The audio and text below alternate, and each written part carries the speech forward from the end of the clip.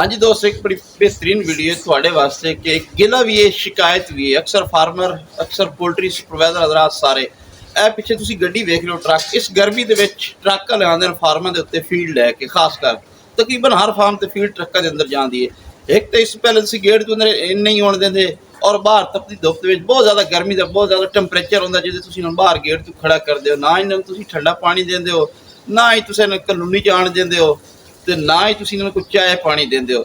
यार ये इंसानियत नहीं है। इंसानियत ये आखती है कि यार तुहाडे कोल कोई मेहमान आ गया, उन्होंने जज्बे तौफीक जो कुछ चाह पानी ठंडा पानी मुयसर करो, उन्होंने हवादार जगह ते बिठाओ। तुसी कहंदे सानू मालकां दा आर्डर है, मालकां दा आर्डर है। कुछ सिक्योरिटी गार्ड कहंदे कि सानू मालकां दा आर्डर है, इस तरह आर्डर है कि असीं शैड दे अंदर कोई बंदा नहीं आण दिंदे, ये वो।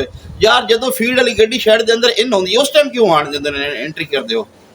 उस टाइम तो एंट्री होंदी है ना। यार कुछ खुदा दा खौफ करो यार, इन्हां गरीबां दा कोई कसूर नहीं। सारे मालिक नहीं होंदे, ये ड्राइवर भी होंदे तकरीबन, ये भी साडे यार मजदूर होंदे ने। इन्हां यार पानी ठंडा पानी दित्ता करो। टैंपरेचर अजकल बहुत ज़्यादा है, गर्मी होंदी है, कोई बाकी इन्हां दा इशू नहीं होंदा। अगर तुहानूं वीडियो अच्छी लगी तो लाइक शेयर कमेंट सब्सक्राइब करो।